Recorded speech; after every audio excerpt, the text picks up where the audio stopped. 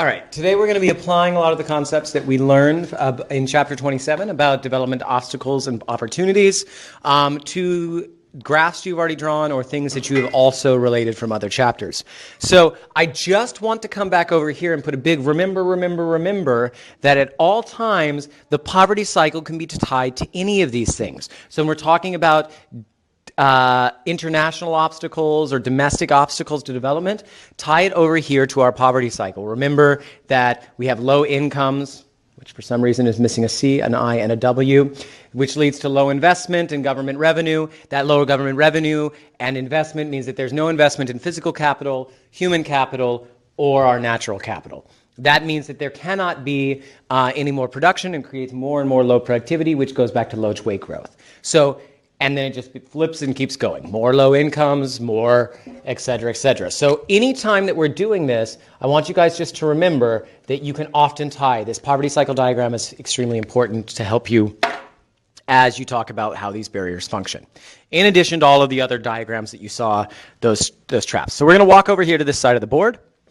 And we're going to start with going through exactly in the order of your textbook. So if you're following along in your notes, you can sort of just tie or add pictures or graphs to all of these things. So let's start with the natural resource trap. Well, you want to remember that the natural resource trap can be tied to persistent current account deficits. Because they have no value added to their product, it can create consistent current account deficits. So it's important that you remember that because the IB could easily tie it to. You can also then, of course, tie it to terms of trade. We know that agricultural prices in general over the years have fallen, with the one exception of an uptick as China's income and India's income have increased, but not nearly as much as the supply has increased from deforestation turning into farming land, new farming techniques, genetically modified products, etc. And so generally that hurts their term of trade and causes persistent current account deficits, and the two of those you could evaluate, could do lots of things with. Our second one is ineffective tax structure. Obviously, ineffective tax structure both is mostly ineffective in that it generally taxes the poor because they cannot collect taxes, so they end up with regressive taxes or EVA or similar type things, and it creates a worse Gini coefficient, and you can tie that to our Lorenz curve. You can also, therefore, tie inequality, which is the other one, to our Lorenz curve as well. Remember also that ineffective tax structure also affects a couple of things. It means that, especially when we're talking about low developed countries, it means that there is lack of government revenue because of that tax, which means that it is regressive because of that tax. It makes more loopholes in the systems because there's no effective tax system, and therefore the rich get richer and the poor get poorer. This is why in many of the poorest countries in the world, we see some of the worst income distribution, where they have a few handful of very wealthy, politically connected family that own most industries and businesses, and then a mountain of poor. Okay, moving on to number 4, which is up here. This is political stability. Now, remember that political stability, if you have political stability, it's one of the major things that investors, both foreign investors and domestic investors, are looking for. So obviously, if that investment we can tie to, if we have political instability, it's going to reduce our investment and therefore shift aggregate demand to the right. It can also affect, therefore, our long-run potential because we have no investment in physical capital. Property rights do exactly the same thing. Businesses want strong copyrights, they want strong property rights, and so a lack of property rights reduces investment as well, again, affecting aggregate demand. Now, if we move on to number 6, which is down here, this is the education and poor governance trap that you looked at. Obviously, what you can see is you can tie this down to our favorite diagram, our PPF, and show that it causes a lack of development because it reduces the amount of goods and merit goods that can be produced in society. In addition, if we are not using our potential, it can affect our long-run potential and even shift long-run aggregate supply to the left. So both of these, poor governance reduces our potential over time, and lack of education reduces our potential over time. Therefore, both of these diagrams, remember, show potential. So either or, depending on if they ask you for a specific one or not. We now can move up to number from 6 to 6 over here. Conflict trap, obviously conflict, both can be tied here to long run and also be tied to reducing investment. When we come over here to the geography trap, in other words, that we are landlocked, that we don't have access to markets, we're around a bunch of poor neighbors, they're not buying anything from us either, all of these things reduce both our exports and our investment, and again, back to our aggregate demand, our circling aggregate demand here in the middle. Now, if we move down to number 8, I already did, so we're going to move to 9. Wherever I decided to put 9. That's a good question. Maybe I missed 9. Here's 10. So let's go over to 10. 10 is a lack of infrastructure. You know that infrastructure or physical capital is one of the major things that affects our long-run potential. So yet again, if we don't have infrastructure, it means that we have immobility of resources. That causes market failure. It also means that because of that we are not investing in our future of our country. They cannot get goods to market. Costs become higher, erodes comparative advantage. Many, many things that you can tie to infrastructure, health, or education. Okay, so those are the domestic obstacles. I want to move from domestic obstacles to the inverse of that. Where does domestic potential lie? And for that, I need a chair. Here we go. Maybe not right there in front of you, so let's try it here. I think that's better. All right, if we can see, the two biggest ones are education and healthcare. If we are investing either through intervention of supply-side policies, which can be slightly problematic for poor countries in the beginning, some of them also get it through aid, which will be our next chapter, and we'll focus a little bit more on that. But let's just say intervention of supply-side policies obviously means investment in education and healthcare. Ironically, the geography trap that we had over here often means that if a country has abundance of natural resources, it's often called the curse of natural resources. So think of places like the Democratic Republic of Congo, or not so Democratic Republic of Congo, or whatever it's called now. But regardless, it's the reason that there's been so much infighting and problems is militaries are fighting over those those resources and the wealth of the country. Because of this, the Democratic Republic of Congo has spent more time in conflict trying to control who controls those resources rather than investing in their population. The inverse of that is somewhere like Hong Kong or Taiwan that has almost no natural resources, so they spent most of their government revenue on investing in their healthcare and education, which has increased long run, as you can see on an ADAS diagram, the incomes. So you can also see here at the top, the education and healthcare, remember, can also be tied to positive externalities. Yeah. Okay, let's move over to number 3, which is banking and microcredit. Microcredit or banking systems, national banking systems versus international banking systems. You can see, like, if you go to many developing countries, you will see HSBC. You'll see Santander. You'll see things like, especially Latin America. You'll see those kind of banks, but they're no necessarily big national banks, which means that the profits from those banks do not stay in that country. That's problematic. So the setting up of a banking system, it helps, and obviously microcredit is just for banking systems for the poor that have no collateral to get stuff from regular banking systems. So both of those can increase investment, increase potential in the economy by moving both the aggregate demand and then lowering the cost of production for people and pulling our long-run aggregate supply with us. So this is banking. If we come up here, women. There's a whole paragraph on women. Some people ask me, is this a women's lib class? No, it's economics, but economics does understand the importance of women. And women itself are some of the biggest increases in potential that we've seen in developing economies come with the education and contraceptive of women. Why? Because of 2 reasons, which you should already know. But what you can see is obviously it increases their potential because if they have access to education and healthcare, they have less children, more resources spent on one child, better education for those children, and better opportunities for themselves. Also, in addition, unfortunately, this is true, guys, women invest way more of their income into their children than men do. And so this is why many development organizations concentrate on trying to get women to be entrepreneurs.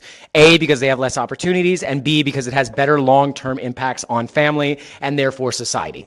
So we can also say that this is, again, an example of development. We could do this through PPF. We could also say how education of women creates positive externalities of both consumption and education and production if we do education or training of women too, because educational training can be a positive externality of production. specifically if businesses do it. Okay, so that moves us on from what are the domestic problems and help, and what are the international obstacles. For this, I'm going to have to sit down.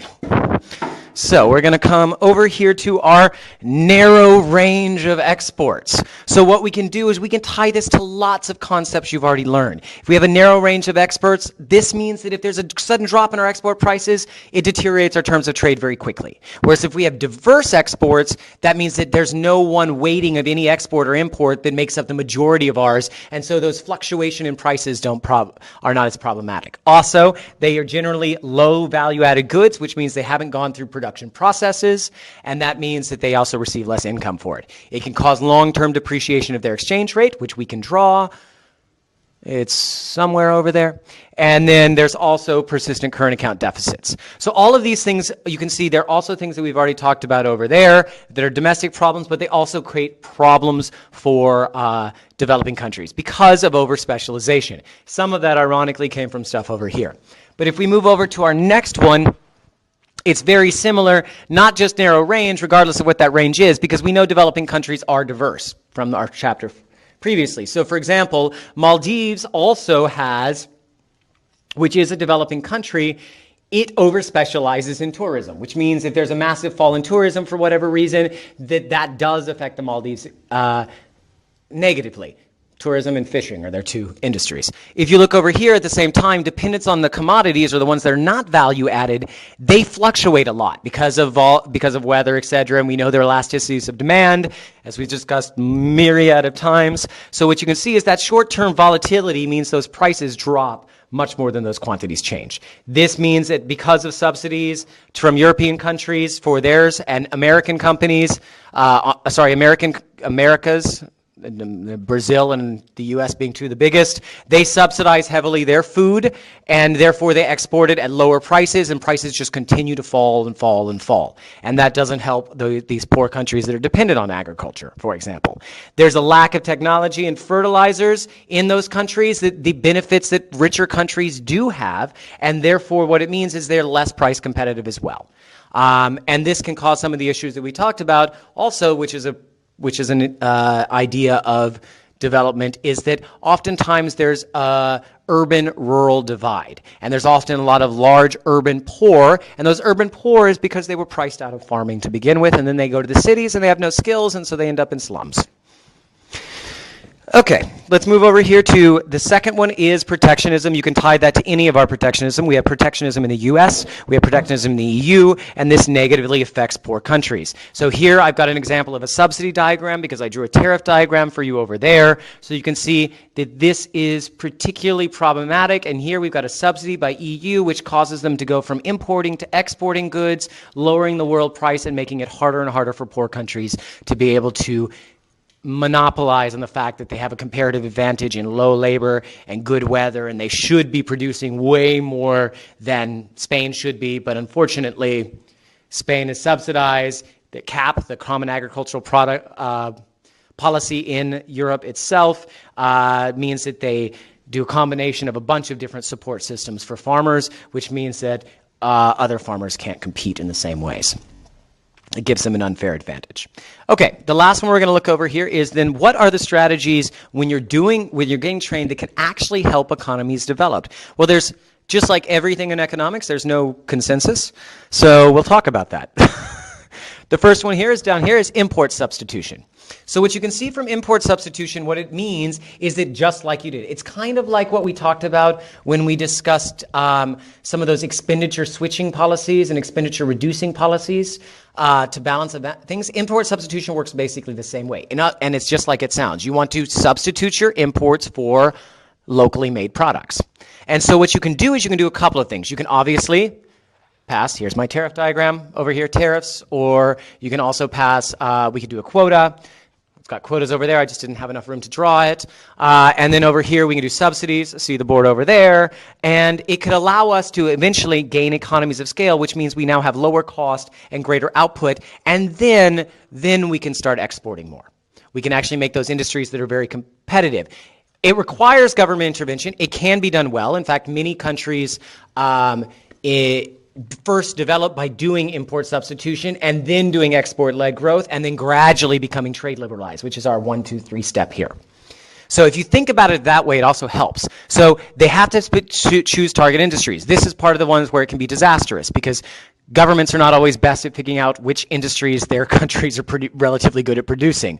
But when done well, it can actually help to grow those industries and help them to compete internationally.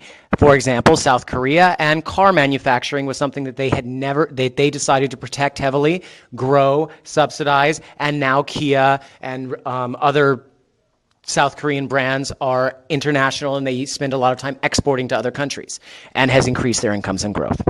They're also called one of the Asian tigers. Okay, if we look over here, we've got export promotion. After you've gone through some kind of import substitution, or if you already happen to have very competitive things in here, what you can do is you can therefore lead to exports. This can be also through the ideas of a fixed currency. Think China when we're thinking of export. Fixed currencies allow for stable prices for businesses, more investment, etc. Some of the positives of fixed currencies, not the negatives. And then at the same time, what that does is they oftentimes give subsidies to those industries. Those subsidies allow those industries to continue to produce. Sometimes they're even called export subsidies because they receive them simply for only the goods that are exported. And that's, again, a type of protectionism, but it's promoting these exports on the world market, which obviously increases our aggregate demand over here and would cause increases in income, which is the goal. If we look over here at the last one, this is trade liberalization. Trade liberalization, I've not drawn any diagrams for you except for this tiny little one, but I want you to explain a couple of things that I don't think your book does a very good job of explaining. The first one is the idea of trade liberalization is basically moving towards a completely free market system. Basically, in the 1970s, there's something called the Washington Consensus, and through that time, it's the idea that this is sort of when free markets ran amok, and they said the free market will fix everything. That's it. So what did they do? They basically said, you want a bailout from the IMF, you want development stuff from the World Bank, you need to eliminate all your barriers. What did that do? It destroyed many fledgling industries in these countries. Mozambique, for example, had a pretty good textile industry going because they have a lot of nice cotton, but then suddenly they were flooded with used clothing from the U.S. that they could not compete with, and the poor in their country, of course, turned to the 50-cent used clothes versus the $3 clothes that were being created, and they went out of business. So the Washington Consensus, although it happened about 20 years later, they're like, oops, probably not such a good idea. And they come up with a new economic consensus, which says, actually, there is a role in government. There were other stories, too. I can tell you about Bolivia and privatizing water and how people starved, etc. There are lots of problems with that one. Purely free markets, market failure does occur. And they had even argued that even public goods like education and healthcare should all become private. And that didn't work out so well.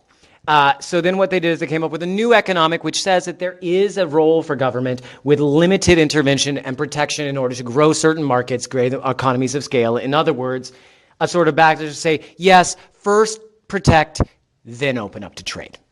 And that's pretty much where most economists sit now, is that if you're a very poor country, you generally, if you can find industries that you have some competitive edge in, maybe that you're already exporting, and you encourage them more and protect those industries and grow those industries and diversify your economy, then you can start slowly, gradually reducing those barriers so that your countries have time to learn and compete with those lower prices from other countries, and then ultimately, then you start exporting and importing the things you need. Everybody benefits. Happy, wonderful, rich, global world. We're a long way away from there. Okay, let's move over here to the last one is within the World Trade Organization rules, trading blocs are exempt from the non-discrimination clause. So what that means is, obviously, that if you're part of the World Trade Organization, which most countries are at this point, it means that you have to give the same non-discriminatory measures to everybody that you allow to import, unless you're in a trading bloc. So trading blocs can be considered a way for developing countries to gain clout and also to gain power. Because if it's, let's say, 16 countries in Africa that are together as a trading bloc that are discussing negotiations with Europe, it's much better than just Lesotho trying to do it alone. It also evens out the costs for those individual countries, and therefore those trading blocs also means that they can encourage trade among those countries themselves and have the same equal protectionist measures and therefore slightly more strategic and allows for, remember, both trade creation and trade diversion. That trade creation and trade diversion, you have both of those diagrams, so you could easily be asked to draw those as well. Okay, the last thing here is that one of the biggest ideas is really trying to diversify. This can be used through import substitution, through export promotion, through all sorts of different methods, even through supply side policies. But when we depend on PED, you can know that causes up here short-term volatility because of price changes, et cetera. We just spend a long time talking about that. And also that manufactured products, on the other hand, over here have much more stable prices. I have to almost come down here. Can you see me now? No? Okay. And then last of all here, that can be tied to diversification also is often done through protectionism. You can also tie that to growth, which is our ADAS model. And last of all, diversification can also mean market-oriented policies too, like copyrights and property right protection, which will there also A, encourage investment, and B, encourage investment in different industries that you're trying to invest in, so your economy is not dependent on a couple of products. And that officially ends everything we need to know about Chapter 27 in a nutshell, tied to every single diagram you've ever seen since the beginning of the syllabus. Not really. But remember that your knowledge does not sit in a bubble. Everything that you know from micro, macro, and international now can be tied to development. So all the diagrams that they're going to ask you to draw do not come from this section of the syllabus. They come from other sections. You can do this. You're amazing. You can make the connections. Good luck.